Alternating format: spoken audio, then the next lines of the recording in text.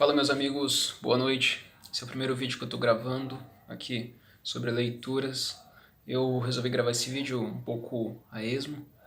Não tenho nenhuma pretensão, nenhum projeto de gravar uma série de vídeos, mas quem sabe, se ficar bom esse aqui, a gente pode pensar em vídeos futuros.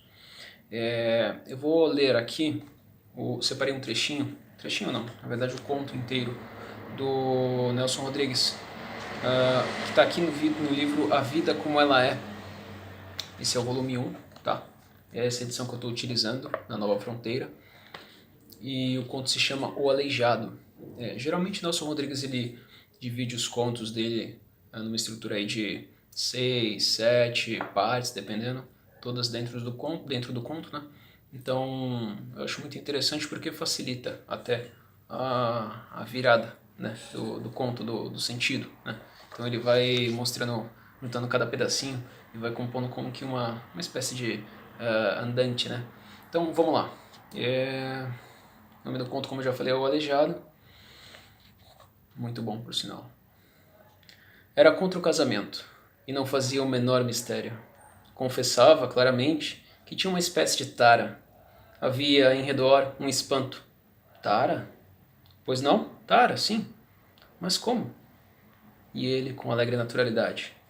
Só gosto de mulher casada. No duro. No duro.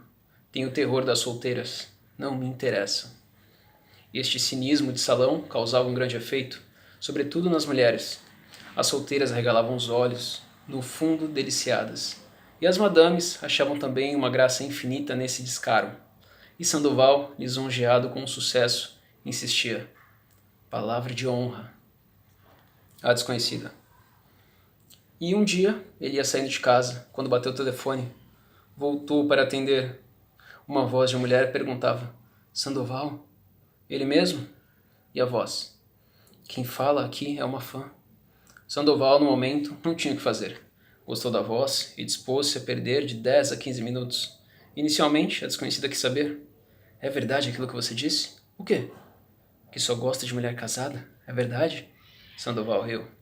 Mais ou menos. Que pena. Por quê? E a anônima suspirando.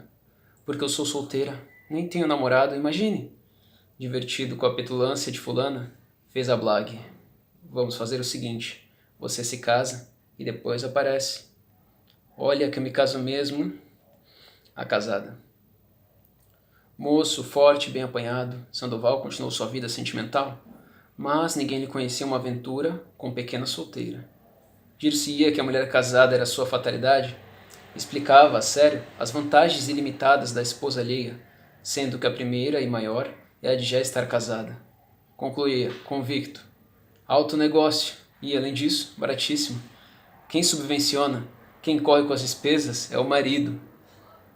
Pouco a pouco, sem que ele mesmo notasse, foi se esquecendo de umas tantas providências elementares, de sigilo, de recato.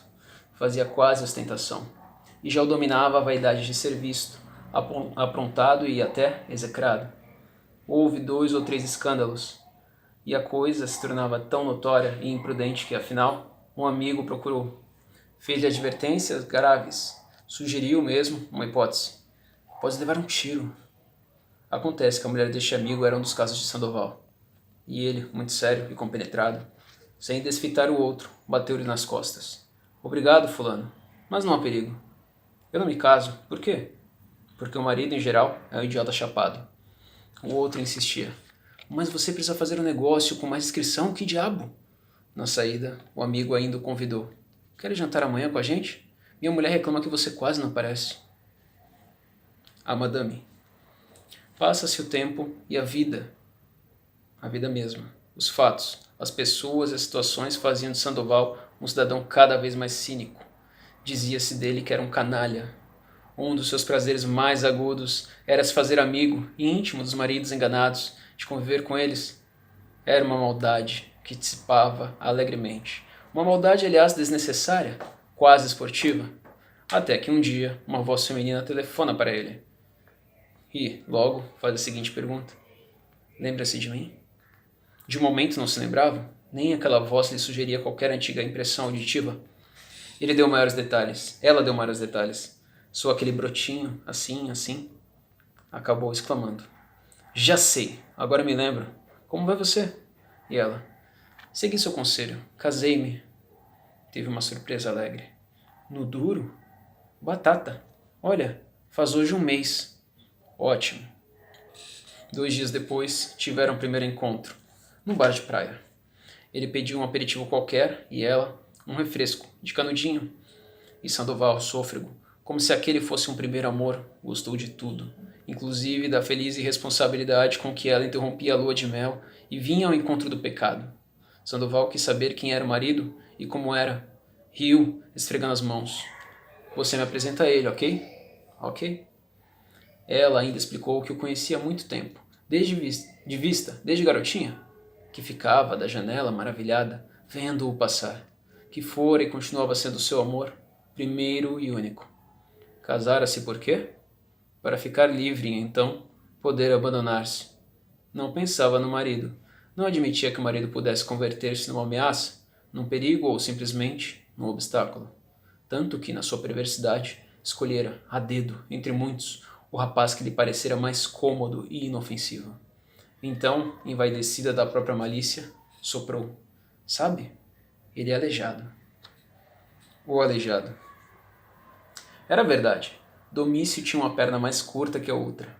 Daí, como dizia Sônia, o complexo. As coisas entre Sônia e Sandoval se passaram de uma maneira muito simples, clara e direta. Ele não precisou fazer o mínimo de esforço para conquistar uma conquistada. E, de vez em quando, apesar de toda a experiência, Sandoval perturbava-se diante daquela mocinha tão segura de si e com uma predestinação tão firme e irresistível para o pecado. Exclamava então: mulher é um bicho interessante, um caso sério. Sem nenhum senso do bem e do mal, Sônia aproximara os dois. Levara Sandoval para dentro de casa. E Domício, numa boa fé de cortar o coração, acompanhara-o na saída até a porta. Apareça sempre, aqui, às suas ordens. E no dia seguinte, a sós com Sandoval, ela, no orgulho da própria astúcia, gabava-se. Viste o golpe? Foi ou não foi espetacular? Surpreso, Sandoval deixou a desenvolver seu raciocínio feminino. Em suma, Sônia achava que um marido aleijado é uma mina. Não pode reclamar nada, tem que aguentar firme e tudo. E olhe lá. Sandoval, com uma certa melancolia, suspira. Muito desagradável o defeito do teu marido. A maldade. Dir-se-ia que a indignidade da situação era necessária para os dois, e pouco a pouco eles foram perdendo a prudência e encontravam na exibição o estímulo necessário. Apareciam juntos nas sorveterias, na praia, em todo lugar. Mesmo em casa, eram cada vez mais ostensivos. Como se a doçura do outro o irritasse, Sandoval puxava o tema da infidelidade. Declarava coisas assim: o sujeito que se casa é burro, ninguém pode pôr a mão no fogo pela mulher. Parecia um desafio inútil e grosseiríssimo ao pobre diabo que, do outro lado da mesa, achava graça e celebrava. Você é uma bola, Sandoval, um número. Durante o jantar, os pés de Sônia e Sandoval trabalhavam por debaixo da mesa. Se Domício olhava para o lado, Sônia fazia a boca em bico para o amante, numa sugestão de beijo. Outras vezes, ele sugeria: vem de vestido em cima da pele, sem nada por baixo. Sônia vinha. E os dois precisavam ter o pobre diabo no meio, como se a sua presença completasse o prazer. Por fim, tanta cegueira fazia nascer, em Sandoval, uma espécie de irritação. Dizia brutalmente: esse teu marido é uma boa besta. Depois do jantar, ele os deixava conversando e se afundava na poltrona para cochilar escandalosamente. O abnegado. Mas Sandoval não nascera para uma só mulher? A variedade era, na sua vida, um hábito, um vício, uma doença. Ele acabou se interessando por uma outra, também casada, e também com um marido ingênuo e bom. E então, mancando, Domício o procurou. Disse-lhe: outra não, seu cachorro, eu não admito, ouviste? Te dou 6 tiros. De noite, Sandoval apareceu na casa dos dois. Depois do jantar, enquanto ele conversava com Sônia, Domício cochilava na poltrona. Então, pessoal, é isso aí.